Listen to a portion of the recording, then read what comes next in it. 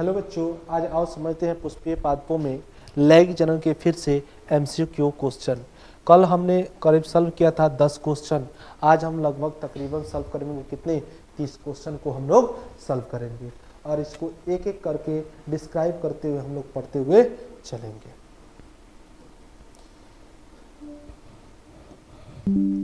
First number हम लोग का क्या है, देखिएगा। फर्स्ट नंबर क्वेश्चन है, पुष्पीय पादपों में नर युग्मक बनता है। अब देखिए यहाँ क्वेश्चन पूछा है नर युग्मक, किसको पूछा है? नर युग्मक को। कहा? नर युग्मक। तो नर युग्मक वो आपको पता होना चाहिए, अंडाशय में तो होगा नहीं, पराग कण में, बीजांड में, भ्रूण कोश में। तो हम लोग का एग्जाम्पल सही कौन सा, आंसर कौन सा सही होगा? आंसर बी, यानी पराग कण में। नेक्स्ट क्वेश्चन जो है, सूक्ष्म बीजाणु जनन यानी लघु बीजाणु जनन का निर्माण कहाँ होता है? तो यहाँ कहाँ होता है ये? तो ये होता है आपका कहाँ? पराग कोश में। कहाँ से होता है? पराग कोश में। कहाँ होता है बच्चा? पराग कोश में होता है। ऑप्शन हमारा बी सही हो जाएगा। नेक्स्ट क्वेश्चन हम लोग देखेंगे कि आगे क्या लग रहा है कि ये कल का रिपीटेड क्वेश्चन है ना? रिपीटेड क्वेश्चन है। नेक्स्ट क्वेश्चन, पराग की बाहरी भित्ति को कहा जाता है, ये तो पता है। क्या कहा जाता है? एक्साइन। क्या कहा जाता है बच्चा? एक्साइन।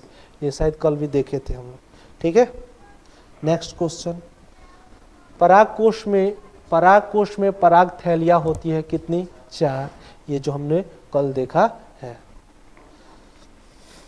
जो नहीं देखा है उसको हम लोग देख।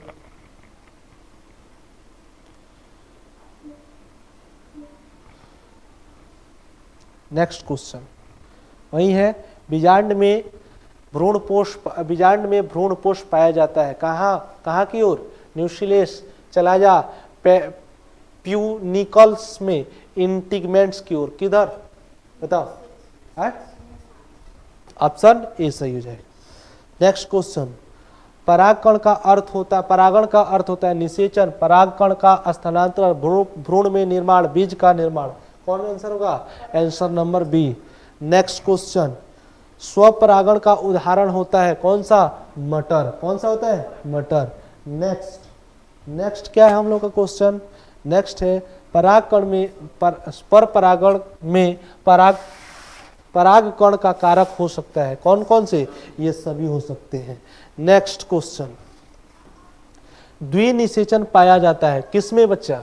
अब यहाँ पर पूछा जाता है द्विनिषेचन किसमें पाया जाता है। आपको पता होना चाहिए कि द्विनिषेचन कहाँ पाया जाता है, तो आपको पुष्पीय पादपों में द्विनिषेचन पाया जाता है। अब ये क्या होता है द्विनिषेचन, इसको जरा देखिएगा। द्विनिषेचन कहने का अर्थ होता है कि किसी भी प्लांट के पुष्प के अंदर उसके अंडाशय में उपस्थित बीजांड के अंदर पाया जाने वाला भ्रूण कोश के अंदर 2 बार जब निषेचन की क्रिया संपन्न होती है, उसी को क्या कहते हैं? द्विनिषेचन कहते हैं। अब ये द्विनिषेचन को थोड़ा सा हम देख करके चलेंगे। एक कोशिका यहाँ पर बना था जिसको क्या बोले थे? अंड कोशिका। क्या बोले थे? अंड कोशिका। ये एन था, सिर्फ क्या था? एन। यहाँ पर सहायक कोशिका थे, बीच में क्या थे? ध्रुवीय कोशिका थे। क्या था? ध्रुवीय कोशिका। यहाँ पर 3 कोशिका, निभागीय कोशिका कहो या प्रतिमुखी कोशिका कहो। जब इधर से क्या आया था? अपना परागकण आया था, यानी नर युग्मक आया था, तो एक नर युग्मक इसके साथ संलयित हो गया था और एक युग्मक इसके साथ संलयित हो गया था, जिसके कारण ये 3N बना करके किसका निर्माण किए थे? तब भ्रूणपोष का। किसका निर्माण किए थे? भ्रूणपोष का। और ये किसका निर्माण किया था? तो युग्मनज का। किसका निर्माण किया था? युग्मनज। तो इसीलिए इस क्रिया ये देखने के बाद पता तो चल गया होगा कि यहाँ पे निषेचन कितने बार हुआ? 2 बार। तो यही क्वेश्चन पूछा, द्विनिषेचन पाया जाता है तो किसमें पाया जाता है? तब पुष्पीय पादपों में। ठीक है बच्चा। नेक्स्ट क्वेश्चन, द्विनिषेचन की खोज किसने किया था? तो ये हम सब जानते हैं, नवास्चिन ने। नेक्स्ट क्वेश्चन, भ्रूण कोश में कोशिकाओं की संख्या होती है। कोशिकाओं की संख्या बताइए। कोशिका, जैसे मैं अभी ही जस्ट मैंने बताया है बच्चा, अभी भी जस्ट बताया यहाँ पर, एक कोशिका ई अंड कोशिका, दो कोशिका इधर, यानी तीन कोशिका नीचे की ओर, एक कोशिका यहाँ पर रहता है और तीन कोशिका इधर की ओर, तो कितने 7 कोशिका हुए कि नहीं। लेकिन केंद्रक अगर पूछेगा तो 8। कितना केंद्रक हो जाता है? 8। 8 कहाँ रहता है? तो 2 केंद्रक कहाँ रहता है? ध्रुवीय केंद्रक के पास रहता है। तो आप अपना आंसर क्या सही हो जाएगा? Answer C. नेक्स्ट क्वेश्चन,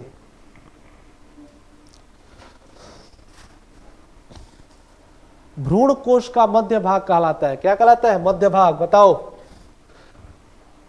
भ्रूण कोश का मध्य भाग क्या कहलाता है? क्या नहीं हट रहा है? भ्रूण कोश का मध्य भाग क्या कहलाता है? बताओ, क्या, कौन सा खंड? आमना, बताओ। पहले नंबर सहायक कोशिका, दूसरा एंटीपोडल, द्वितीय केंद्रक, दूसरा क्या होता है? अंड कोशिका। तो बताओ क्या होता है?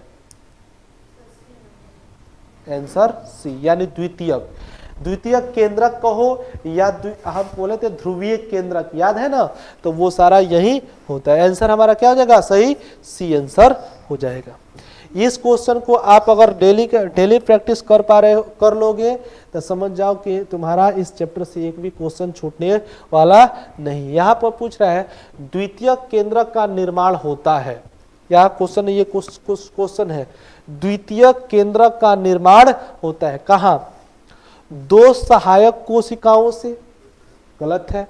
2 ध्रुवीय केंद्रक से, अंड कोशिका से, एंटीपोडल से। तो हमारा आंसर क्या हो जाएगा? 2 ध्रुवीय केंद्र से। क्वेश्चन लगता हुआ समझ में आ रहा है कि क्वेश्चन अब तुम लोग से अब लग रहा है ना? कल से फिर कल लाएंगे हम दूसरा टॉपिक, चैप्टर कौन होगा? वो लाएंगे मानव में जनन। मानव जनन के जितने भी ऑब्जेक्टिव होंगे सारा क्लियर मैं करवाऊंगा।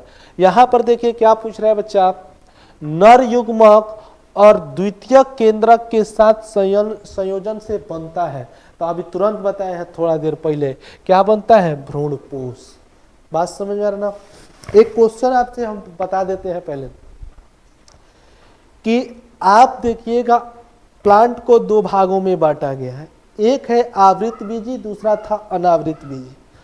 आवृत बीजी जितने भी प्लांट होते हैं, जितने भी पौधे होते हैं, उनमें भ्रूणपोष होता है तो त्रिगुणित होता है। क्या होता है? त्रिगुणित, यानी त्रिसंलयन होता है।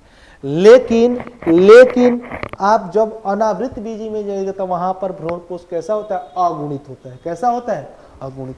तो यहां से भी क्वेश्चन बन सकता है, आप लोग इसको देख लीजिएगा, ठीक है। नेक्स्ट क्वेश्चन क्या कहता है बच्चा? 15 नंबर क्वेश्चन, एंडोस्पर्म सामान्यतः होता है। एंडोस्पर्म बताओ आमना, इस क्वेश्चन को तुम लगाएगी। एंडोस्पर्म हो सकता है, कौन हो सकता है? द्विगुणित, त्रिगुणित, अगुणित और चतुर्गुणित। कितना होता है?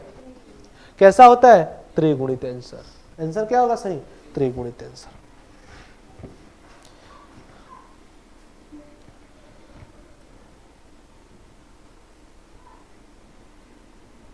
नहीं सही है ना?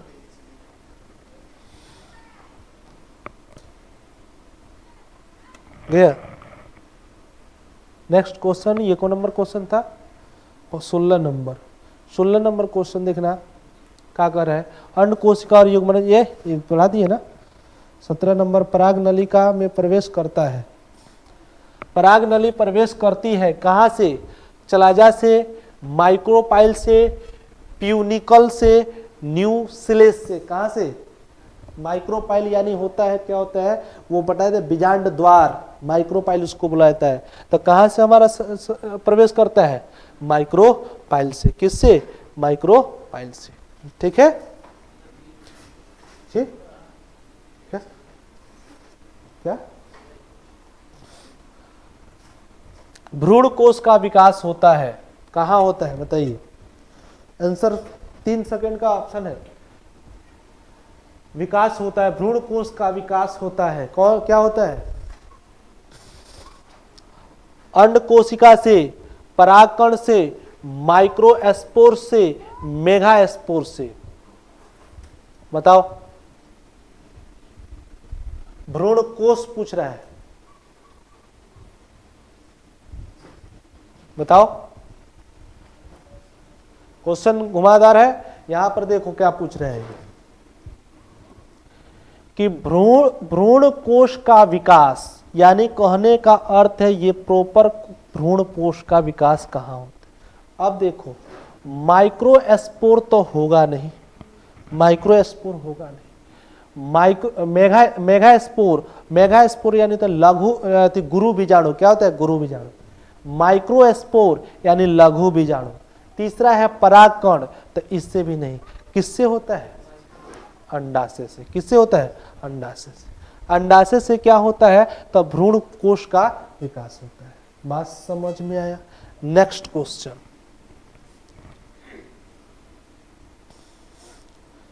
Next question. अंडाशय परिपक्व, अंडाशय क्या लिख रहा है? अंडाशय परिपक्व होकर बनता है। क्या बनता है? ये तो क्वेश्चन इजी है, लगा सकते हैं। क्या होता है? फल में बदलता है। किस में बदलता है? फल में बदलता है। नेक्स्ट क्वेश्चन,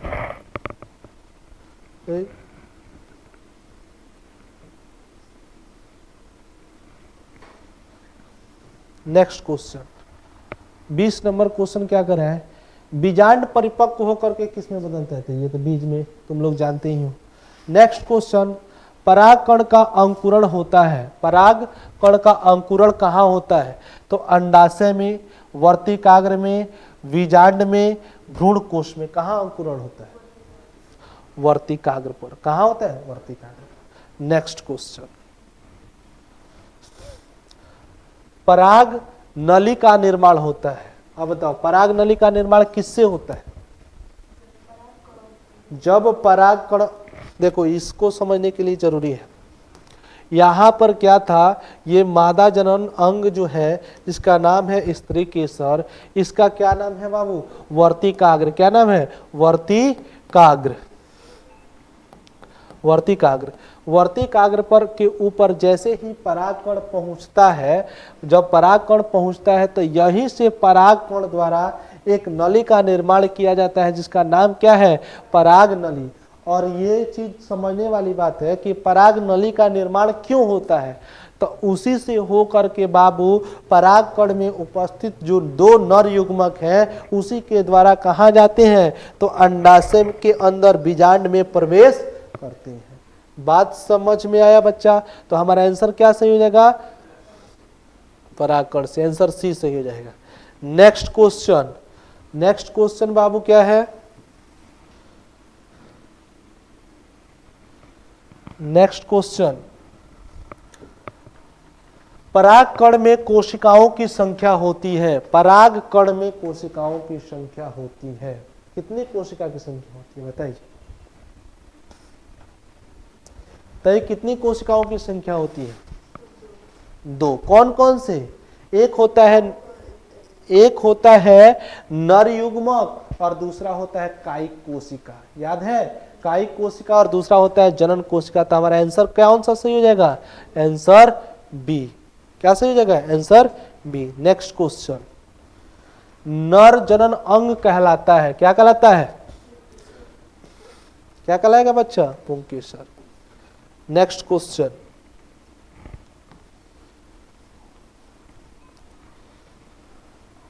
क्वेश्चन नंबर 25, मादा जनन अंग क्या कहलाता है? मादा जनन अंग कहलाता है, ये पता है आपको, क्या कहलाता है? अंडप। क्या कहलाएगा? अंडप। बाह्यदल तो होगा नहीं। आपसे हम पूछेंगे बाह्यदल के समूह को क्या कहते हैं? बाह्यदल के समूह को क्या कहते हैं? इतना इजी क्वेश्चन। बाह्यदल के समूह को बाह्यदल पुंज कहते हैं। क्या कहते हैं? बाह्यदल पुंज। और दल के समूह को, पुंकेसर के समूह को नहीं, पुंकेसर के समूह को पुमंग कहते हैं। पुंकेसर के समूह को क्या कहते हैं? पुमंग। और स्त्री केसर के समूह को जायांग। क्या कहते हैं? जायांग। एक तुम बताओ आमना, हमसे क्वेश्चन तुमसे अभी पूछ रहे हैं, पता ना, खड़ा हो जाओ और इसको देखो। हम पूछ रहे हैं कि बाह्य दल जो होता है, क्या होता है? बाह्य दल। बाह्य दल जो होता है इसके समूह को क्या कहते हैं? बाह्य दल पुंज। क्या कहते हैं? बाह्य दल पुंज। ठीक है बच्चा। अब इसको आप दो तरीका से हमको समझाइए कि इसको दो भागों में हम विभक्त करते हैं। एक होता है पृथक और एक होता है संयुक्त। एक होता है पृथक बाह्य दल पुंज और दूसरा होता है संयुक्त दल पुंज। क्या होता है ये?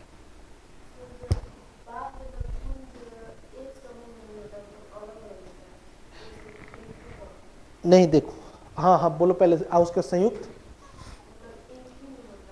नहीं। देखो क्या आ गया, आप पहले बाह्य दल समझ रहे हो, जो प्लांट के पुष्प जो होता है, पुष्प के जो नीचे वाला हरा हरा जो पार्ट होता है उसी को क्या कहा जाता है? बाह्य दल। जब एक वो रहेगा तो उसको बाह्य दल बोलेंगे, जब बहुत सारा मिल जाएगा तो उसको क्या बोलेंगे? बाह्य दल पुंज कहेंगे। अब बहुत सारा बाह्य दल पुंज जब आपस में जुड़ जाता है तो उस स्थिति को हम कहते हैं संयुक्त। क्या बोलते हैं? संयुक्त। और बहुत सारे दल वाली उपस्थिति, बाह्य दल जैसी उपस्थिति हो और कैसी हो? अलग अलग हो, तो उसको क्या कहेंगे? पृथक। क्या कहेंगे बच्चा? पृथक। ये तो भूलोगे नहीं, बैठ जाओ, भूलोगे नहीं ना? नहीं भूलना है। नेक्स्ट क्वेश्चन, परागकण के बाद, परागण के बाद होता है, बताइए क्या होता है परागण के बाद? अंडोत्सर्ग होता है, निषेचन होता है, अंकुरण होता है या बीज प्रसार होता है? क्या होता है? अंकुरण होता है। किसका अंकुरण होता है? परागकण का। अंडोत्सर्ग है, निषेचन है, अंकुरण है और उसके बाद क्या होता है? बीज प्रसार है। परागकण के बाद, परागण के बाद क्या होता है? तो उस क्रिया में होता है निषेचन। क्या होता है? निषेचन। पहले अंकुरित होता है, बात सही है, लेकिन उसके बाद का जो फेज आता है उसको इंक्लूड किया जाता है किसमें? निषेचन में। किसमें? निषेचन में। बात समझ में आ रहा है ना? अंकुरण एक और केस में चला जाता है, कहां पर बच्चा? तो जी याद कीजिएगा, जब बीज में जब नमी मिलता है तब भी अंकुरित होता है, पता है ना? वहां पर आपको पता होना चाहिए प्रारोह तंत्र और मूल तंत्र का निर्माण होता है। मूलांकुर और परांकुर उस समय एक्टिव हो जाते हैं, ये बात पता है ना? तो क्या हमारा आंसर हो जाएगा? आंसर बी, यानी निषेचन। क्या हो जाएगा आंसर? निषेचन। नेक्स्ट क्वेश्चन बच्चा, next question 27 number. 27 number question क्या कर रहा है? भ्रूण पोष का मुख्य कार्य होता है। क्या होता है? ये सब किसी को पता होना चाहिए। किसका? पोषण प्रदान करने का कार्य होता है भ्रूण पोष का। नेक्स्ट क्वेश्चन बच्चा, बीजांड के अंदर पाया जाता है, बीज के अंदर पाया जाता है। क्या पाया जाता है? भ्रूण, अंडाशय, वर्तिकाग्र और परागकोश। क्या पाया जाएगा? ऑप्शन ए सही है। ऑप्शन नंबर क्या? ए। Next question,